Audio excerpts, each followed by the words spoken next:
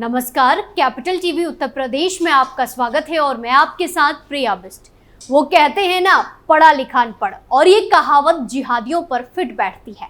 जिहादी मानसिकता का व्यक्ति चाहे जितना भी पढ़ ले और जिस पेशे में पहुंच जाए, उसके दिमाग में जिहाद का ही जहर भरा रहेगा और हर जगह वो अपने शिकार को तलाशता रहेगा। ऐसा ही एक मामला यूपी से सामने आया है, जहां पेशे से गणित का टीचर जिहाद का धंधा करता पकड़ा गया, जो उसे पढ़ने वाली हिंदू नाबालिग को ही मुस्लिम बनाना चाहता था। निकाह करके उसे अपने शिकार बनाना चाहता था और ऐसा ना होने पर उसे परीक्षा में फेल करने की धमकी भी देता, यहाँ तक कि पैसों का भी लालच दिया करता। तो क्या कुछ है पूरा मामला, सब कुछ आपको एक एक करके बताते हैं।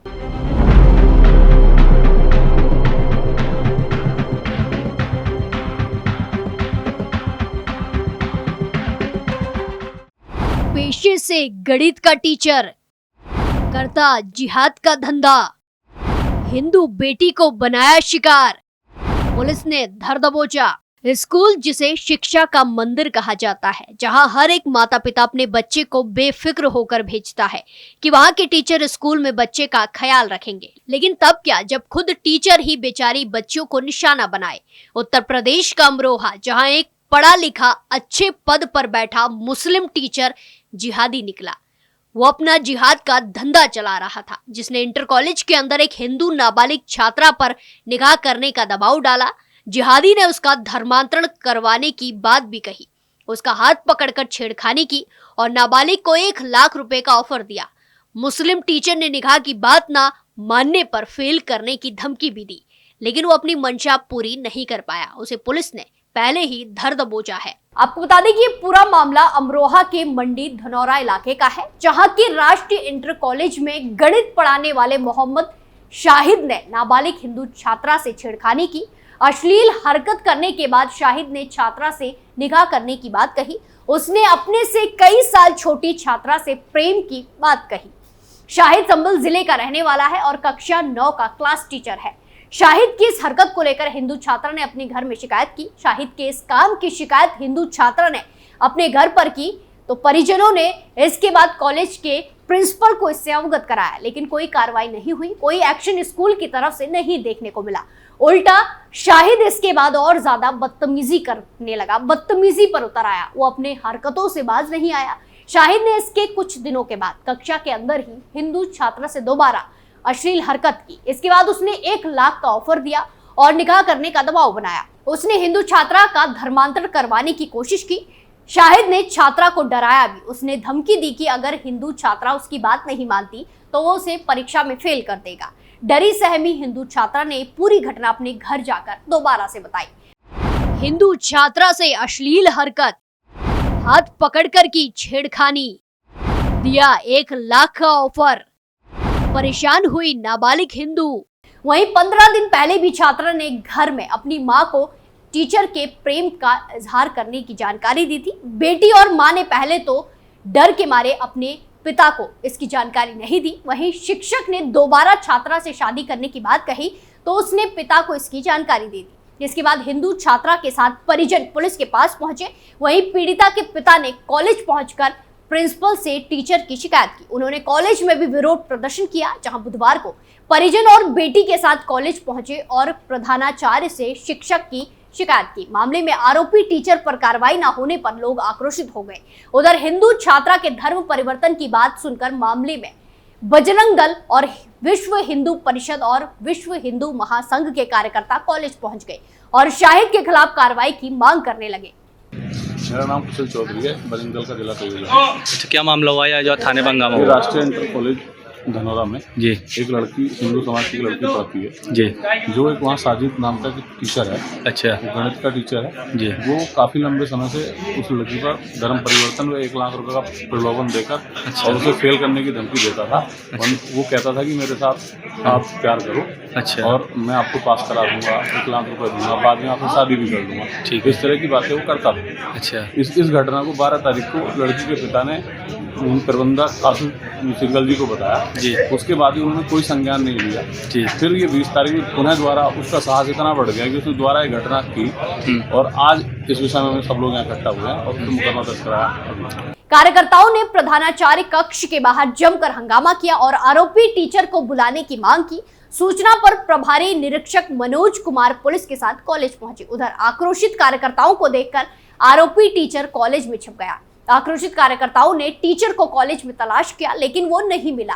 प्रधानाचार्य ने कार्यकर्ताओं को आश्वासन दिया कि टीचर को छुट्टी के बाद कार्यालय में बुलाया जाएगा। उधर मामले की संवेदनशीलता को देखते हुए कॉलेज की छुट्टी कर दी गई। छुट्टी के बाद भी टीचर के नहीं आने पर कार्यकर्ताओं और छात्राओं के परिजनों का गुस्सा भड़क गया। उनकी प्रधानाचार्य और स्टाफ से जमकर नोकझोंक हुई। शिक्षक के नहीं मिलने पर कार्यकर्ताओं ने अंदर से कॉलेज का ताला लगा दिया और चेतावनी दी कि जब तक टीचर नहीं मिलेगा कोई भी शिक्षक घर नहीं जाएगा। कुछ देर बाद आरोपी टीचर कॉलेज की बिल्डिंग से कूदकर भागने लगा तो कार्यकर्ताओं ने उसे पकड़ लिया।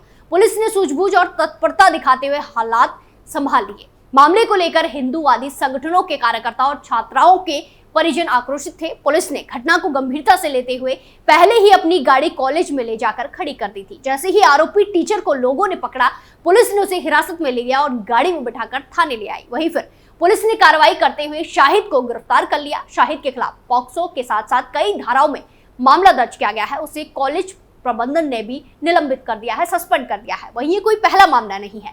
ऐसे ही कई सारे मामले सामने आ चुके हैं जहां बेचारी हिंदू बच्चों को निशाना बनाया जाता है।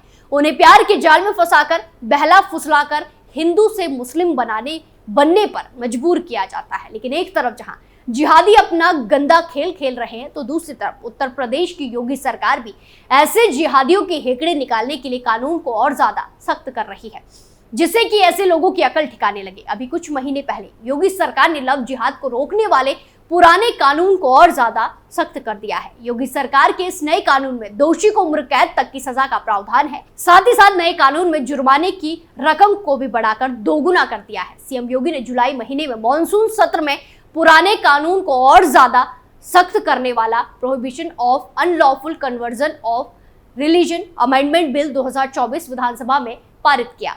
यहाँ ये जानना बेहद जरूरी है कि उत्तर प्रदेश में 2020 से जबरन धर्मांतरण को रोकने के लिए कानून है।